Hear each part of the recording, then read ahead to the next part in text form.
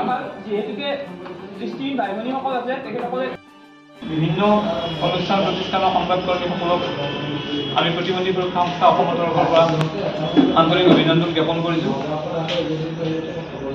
বহুদিন বিৰতিৰ অন্তত পুনৰবাৰ আমি সংবাদমেল সম্বোধন কৰিবলৈ ওলাইছোঁ। আচলতে পূৰ্বে আমি 2017 চনত বা 19 চনলৈকে যিধৰণে সংবাদমেল সম্বোধন কৰিছিলোঁ সেই ধৰণে বৰ্তমান যদিও কৰা হোৱা নাই, কিন্তু পুনৰবাৰ আমি যেন সংবাদমেল সম্বোধন কৰি চৰকাৰলৈকে বাৰ্তা প্ৰেৰণ কৰাৰ সময় আহি পৰিছে। আপোনালোকে জানে যে 2018 চনৰ পৰা আচলতে 2016 চনৰ পৰা ধাৰাবাহিকভাৱে কৰি থকা প্ৰতিবাদ আৰু ন্যায় নপৰা প্ৰচেষ্টাৰ ফলত গুৱাহাটীত এখন দৃষ্টিহীন উচ্চতৰ মাধ্যমিক বিদ্যালয় উত্তৰ পূৰ্বাঞ্চলৰ একমাত্ৰ বিদ্যালয় এখন স্থাপন হৈছিলে আৰু সেই সময়তে 2018 চনৰ 5 অক্টোবৰত লাঠিচালনা কৰাৰ পিছত বিশেষ নিযুক্তি প্ৰক্ৰিয়াৰ বাবে আমাক 4419টা পদ বেকলগ হৈ আছে বুলি চৰকাৰখনে আমাক লিখিতভাৱে দিছিলে। আমাৰ ওচৰত তথ্য আছে,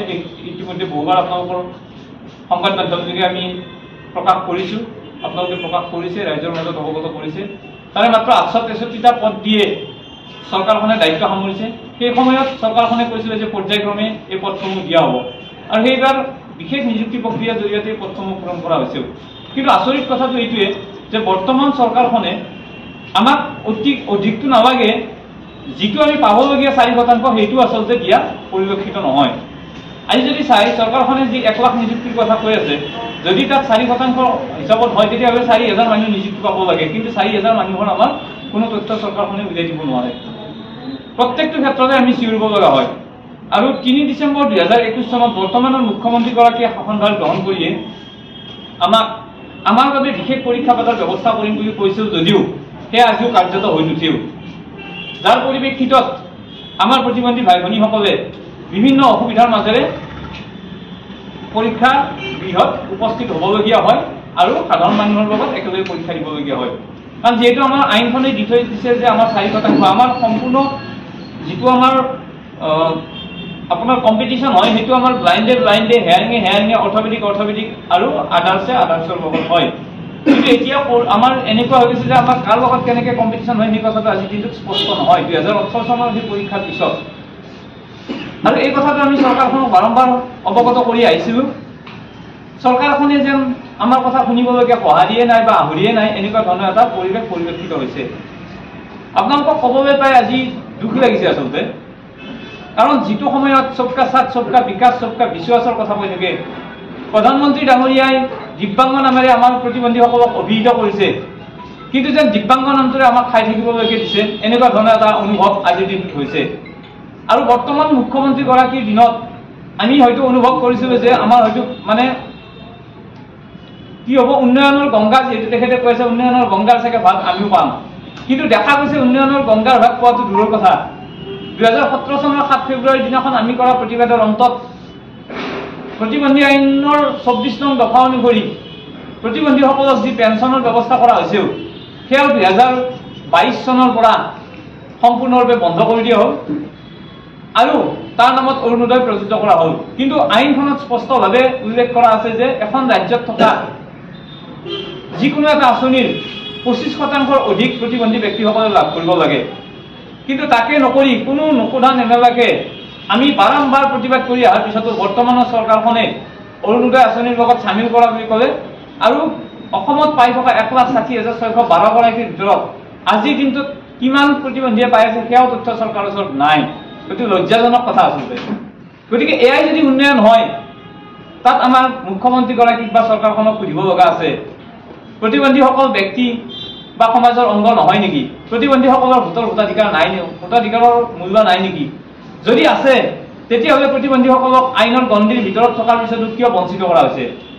আৰু এই কথা বাৰম্বাৰ কোৱাৰ পিছত শেহতীয়াভাৱে যোৱা 5 অক্টোবৰৰ দিনাখন আমি যি প্ৰতিবাদী কাৰ্যসূচী অনুষ্ঠিত কৰিছিলোঁ, সেই প্ৰতিবাদী কাৰ্যসূচীত বিভাগীয় ডাইৰেক্টৰ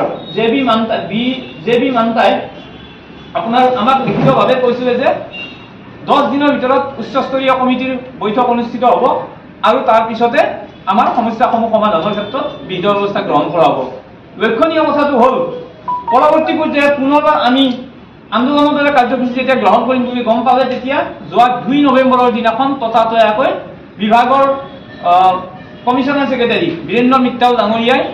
জেবি মান্তাচাৰক লগত লৈ এক সভা অনুষ্ঠিত কৰিলে আৰু এই সভাত আমি কৈছিলো যে আমাক বিভিন্ন দাবী আমাৰ আছে এই দাবীসমূহ আপোনালোকে পূৰণ কৰিব প্ৰাথমিকভাৱে তেখেতসকলে কৈছিল যে আমাক তাৎক্ষণিকভাৱে কৰিব পৰাকৈ আমাক অন্তত কেইটামান দাবীৰ কথা কৈছিলে তাৰ ভিতৰত আমি প্ৰায়ৰিটি বেচিছত তেখেতক 3টা দাবীৰ কথা আমি দিছিলো প্ৰথম দাবীটো আছিলে আমাৰ যে আমাৰ যি বেকৱাৰ্ড পোষ্টৰ কথা আছে এই পদসমূহ নহয় প্ৰথম নম্বৰটো আমি দিছিলো যে আমাৰ দীনদয়াল দিব্যাংগ পেঞ্চন আঁচনিখন পুনৰ বাহাল কৰিব লাগে আমি যেটো পাই থকা এখন আঁচনি কাৰণ আটাইতকৈ দুখৰ কথা আমাৰ এই ভাই ভনীসকল এঘৰতে আমাৰ দুটাকে ব্লাইণ্ড ল'ৰা ছোৱালী থাকে কিন্তু এতিয়া অৰুণোদয় দিয়া নামত 2জনৰ ব্লাইণ্ডৰ পেঞ্চনটো কাটি দিয়া হৈছে এঘৰত দুটাকে অৰ্থবিধিক ল'ৰা ছোৱালী থাকে সেয়া কাটি দিয়া হৈছে গতিকে চৰকাৰখনলৈকে এইটো আহ্বান দি পেলাই আমাক প্ৰথমটো দাবী আমাৰ দিছিল যে আমি যেটো আমি কথা কৈ আছো এই দাবীটো আমাৰ পূৰণ কৰি দিব লাগে আৰু সেইদিনাখন যথেষ্ট যোগাত্মকভাৱেও তেখেতে কৈছিল যে মুখ্যমন্ত্ৰীগৰাকীৰ ওচৰত আমি এই দাবীসমূহ ৰাখিম আৰু আমি পূৰণৰ চেষ্টা কৰিম দ্বিতীয় দাবীটো আছিল আপোনাৰ যে আমাৰ যি 4% হাৰত আমি যি পইচা আমি যি 863টা পোষ্ট বেকৱাৰ্ড হিচাপত দিছিলে 31/12/2018 তে যি ইন্টাৰভিউ পাতিছিলে তাৰ পিছত পৰৱৰ্তী পৰ্যায়ত আমাৰ এতিয়া 3 ডিচেম্বৰত মুখ্যমন্ত্ৰীগৰাকীয়ে কোৱাৰ নিচিনাকৈ 3 ডিচেম্বৰ 2021 কোৱাৰ নিচিনাকৈ পুনৰবাৰ আমাৰ পৰীক্ষাটো বিশেষভাৱে পাতাৰ ব্যৱস্থা কৰিব লাগে এই ক্ষেত্ৰতো তেখেতে একমত হৈছিলে যদিও আজিলৈকে আমি তাৰ উত্তৰ নাপালো আৰু 3 নম্বৰটো আমি কৈছিলো যে আমাৰ একমাত্ৰ দৃষ্টিহীন উচ্চতৰ মাধ্যমিক বিদ্যালয়খন অসমৰে নহয় উত্তৰ পূৰ্বৰ সেইখনৰ ক্ষেত্ৰত যেটো তথ্যবস অৱস্থা হৈ আছে তাৰ আন্তঃগাঁথনি তাৰ শিক্ষক শিক্ষয়িত্ৰীৰ দৰমহা আৰু ল'ৰা ছোৱালীৰ যিখিনি ন্যূনতম প্ৰয়োজনীয় মানে বস্তু বা ঘৰখিনি যি ধৰণে থাকিবলগীয়া পৰিৱেশ সেইটো আমি ঠিক কৰি দিবৰ কাৰণে কৈছিলো তাৰোপৰি ইউডিআইডি কাৰ্ড অন্য ধৰণৰ কথাখিনি তেখেতসকলে যেনেকৈ পাৰে পৰ্যায়ক্ৰমে কৰক কিন্তু তাৎক্ষণিকভাৱে এই কথাখিনি কৰিবৰ কাৰণে আমি তেখেতসকলক মানে দাবী জনাইছিলো তেখেতে কৈছিলে যোৱা 2 তাৰিখৰ দিনাখন যে 5 দিনৰ ভিতৰত আমাক লিখিতভাৱে পুনৰবাৰ দিব দিছিলে আৰু আমি 5 দিনৰ সময় নলৈ যোৱা 2 দিন পিছতে তাৰ 2 দিন পিছতে অৰ্থাৎ 4/11/2024 তাৰিখে আমি তেখেতক পুনৰবাৰ এই মেমৰেণ্ডাম তেখেতৰ হাতত অৰ্পণ কৰিছিলো commissioner secretary plus chief minister office director সকলোকে আমি এই পত্ৰখিনি আমি দিছিলো কিন্তু তেখেতক 10 দিন সময়সীমা আমি দিছিলো 10 দিনৰ ভিতৰত আমি কোৱা নাই 10 দিনত আমাক পূৰণ কৰক কিন্তু কি হৈছে আমাক কিমানখিনি আগবঢ়াইছে আমাক ব্যৱস্থা গ্ৰহণ কৰক কিন্তু বিভিন্ন সময়ত বিভিন্ন কাৰ্য কৰি থকা চৰকাৰখনে আমাৰ কথাখিনি যেন ভাবিবলগীয়া কোনো আহৰিয়ে পোৱা নাই নহয়তো তেখেতসকলে গুৰুত্ব দিয়া নাই সেইবাবে আমি আজি এই সংবাদমেলৰ জৰিয়তে এটা কথাই আপোনালোকৰ যোগেদি স্পষ্ট কৰিব বিচাৰিছো যে বিশ্ব প্ৰতিবন্ধী দিৱস প্ৰতি বছৰে 3 ডিচেম্বৰৰ দিনাখন পালন কৰে এইবাৰো হয়তো পালন কৰিব বছৰত এটা দিনে প্ৰতিবন্ধীসকলৰ বাবে থাকে সেই 3 ডিচেম্বৰ তাৰিখে চৰকাৰখনে কিছু উলান মালাৰে পালন কৰে হয়তো কিছু টকা খৰচ কৰে গতিকে আমি যদি পেটত গামোচা বান্ধি তাত ফুটি কৰিব যাবলৈকে আমাৰ আহৰি নাই অহা 3 ডিচেম্বৰৰ ভিতৰত যদিহে চৰকাৰখনে আমাৰ দাবীৰ প্ৰতি কোনো সঁহাৰি নিদিয়ে সেই দিনাখন কিন্তু আমি কোনো কাৰণত মই ডিসপুট ঘেৰাও বুলি নকওঁ কোনো কাৰণত চৰকাৰখনে পাতক চৰকাৰখনে ফুটি কৰক তাকলৈ কৰে সেই সুস্থ মানুহজনে কৰক সেই ডাইৰেক্টৰে কৰক কমিশনাৰে কৰক চৰকাৰৰ মন্ত্ৰী বিষয়া কৰক কিন্তু প্ৰতিবন্ধী মানুহসকলে প্ৰতিবন্ধী সুৰক্ষা সংস্থা অসমে বা প্ৰতিবন্ধী ব্যক্তিসকলে এই যি দাবী আমাৰ আছে যিখিনি আমাৰ প্ৰাপ্য ন্যায্য অধিকাৰ এইখিনি যদি ক্ষেত্ৰত কোনো ব্যৱস্থা গ্ৰহণ নকৰে তেতিয়াহ'লে কিন্তু শান্তিত কোনো থাকিব নিদু একদম সিধা কথা সেইদিনাখন আমি কোনো বেলেগ কথা নাই ডিসপ্লে ইয়াতে বহিম তেখেতসকলে যদি সিদিনাখন প্ৰতিবন্ধী দিৱসৰ দিনাখন তেওঁলোকে পাতক আৰু ইফালে আমাক মাৰক একদম সিধা সিধি কথা চৰকাৰখনক আজি সংবাদ মাধ্যমৰ জৰিয়তে এটা কথাই স্পষ্ট কৰি দিব বিচাৰিছো যে বিশ্ব প্ৰতিবন্ধী দিৱসৰ দিনাখন তেখেতসকলে আমাৰ যদি দাবী পূৰণ কৰাৰ পৰিৱৰ্তে অকল উলাম হব কৰি তেখেতসকলে ৰাইজৰ আগত বা মানুহৰ আগত এইটোৱে বুজাব বিচাৰিছে যে প্ৰতিবন্ধীসকল সুখত আছে গতিকে তেখেতসকলে সুখৰ সংজ্ঞাটো কি ধৰণে দাঙি ধৰে সেইদিনাখন দাঙি ধৰিব আৰু সেইদিনাখন হ'ব পৰা আমাৰ ওপৰত যদি লাঠি চালনা কৰে 2018 চনত কৰিছে আমি তাৰ কাৰণে সাজু আছো মই আকৌ কৈছো 855 জন শহীদৰ 5 অক্টোবৰত জালিয়ানৱালা বাগৰ হত্যাকাণ্ডৰ দৰে যি ধৰণে ইয়াত খেলনায়ক দায়ৰৰ ভূমিকাত